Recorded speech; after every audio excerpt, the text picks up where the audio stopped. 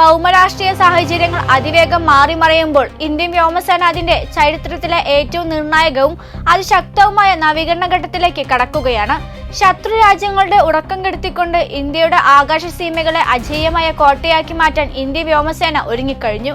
ലോകത്തെ ഏറ്റവും വലിയ പ്രതിരോധ വിപണിയായ ഇന്ത്യയെ ലക്ഷ്യമിട്ട് ആഗോള വൻശക്തികൾ തങ്ങളുടെ അത്യാധുനിക യുദ്ധവിമാനങ്ങളുമായി അണിനിരക്കുമ്പോൾ ലോകം ഉറ്റുനോക്കുന്നത് ഇന്ത്യയുടെ അടുത്ത തന്ത്രപരമായ നീക്കത്തിലേക്കാണ്. ഇന്ത്യയുടെ വിശ്വസ്ത പങ്കാളിയായ ഫ്രാൻസ് 114 റാഫേൽ യുദ്ധവിമാനങ്ങളുടെ കൂറ്റൻ കരാറിനായി മുൻപന്തിയിലുണ്ട്. നിലവിൽ തന്നെ ഇന്ത്യൻ വ്യോമസേനയുടെ ഏറ്റവും വിനാശകാരിയായ ആയുധമാണ് ഈ 4.5 തലമുറ വിമാനം. എന്നാൽ വിമാനത്തിന്റെ പൂർണ്ണ സോഴ്സ് കോഡ് പങ്കിടാൻ ഫ്രാൻസ് മടിക്കുന്നത് ചർച്ചകളിൽ ചെറിയ തടസ്സങ്ങൾ സൃഷ്ടിക്കുന്നുണ്ട്. ഭാവിയിൽ സ്വന്തം ആയുധങ്ങൾ ഘടിപ്പിക്കാനും വിമാനം നവീകരിക്കാനും ഇന്ത്യക്ക് ഈ സോഴ്സ് കോഡ് ആക്സസ് അത്യാവശ്യമാണ്. ഈ സാഹചര്യത്തിലാണ് ഇന്ത്യയുടെ ദീർഘകാല സുഹൃത്തായ റഷ്യ തങ്ങളുടെ അത്യാധുനിക 5ാം തലമുറ സ്റ്റെൽത്ത് യുദ്ധവിമാനമായ സുഖോയ് 57മായി രംഗത്തെത്തുന്നത്. വെറുമൊരു കച്ചവടത്തിനുമപ്പുറം വിമാനത്തിന്റെ സോഴ്സ് കോഡ് കൈമാറണമെന്നും ഇന്ത്യയിൽ വെച്ച് തന്നെ സംയുക്തമായി നിർമ്മിക്കാമെന്നും റഷ്യ സമ്മതിച്ചിട്ടുണ്ട്.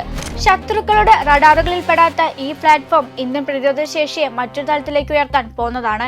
എന്നാൽ ഈ വൻശക്തികൾക്ക് കടുത്ത വെല്ലുവിളിയുമായി സ്വീഡന്റെ സാബ് കമ്പനി തങ്ങളുടെ ഗ്രീൻ പെൻ ഈ യുദ്ധവിമാനവുമായി മത്സരത്തിലേക്ക് തിരിച്ചെത്തിയിരിക്കുന്നു. പൂർണ്ണമായ സാങ്കേതിക വിദ്യ കൈമാറ്റവും ഇന്ത്യയെ ഈ വിമാനത്തിന്റെ ആഗോള ഉൽപാദന നവീകരണ കേന്ദ്രമാക്കാമെന്ന വമ്പൻ ഓഫറുമാണ് സ്വീഡൻ മുന്നോട്ട് വയ്ക്കുന്നത്. തകർന്ന റൺവേകളിൽ നിന്ന് പോലും പറന്നുയരാൻ കഴിയുന്ന ഗ്രീപെൻ ഈ ഇന്ത്യയുടെ മേക്ക് ഇൻ ഇന്ത്യ പദ്ധതിക്ക് വലിയ ഊർജ്ജമാകും. റാഫേലിന്റെ പോരാട്ട വീര്യവും സുഖോയ് 57ന്റെ സ്റ്റെൽത്ത് കരുത്തും ഗ്രീപെൻ ഇയുടെ സാങ്കേതിക കൈമാറ്റ സാധ്യതകളും ഇന്ത്യക്ക് മുന്നിലുണ്ട്. തദ്ദേശീയമായി വികസിപ്പിക്കുന്ന 5ാം തലമുറ വിമാനമായ AMCA, തേജസ് MK-1A എന്നിവ യാഥാർത്ഥ്യമാകുന്നതുവരെ ഇന്ത്യ നടത്തുന്ന ഈ തന്ത്രപ്രധാന നീക്കം ലോകത്തിന് തന്നെ ഒരു മുന്നറിയിപ്പാണ്.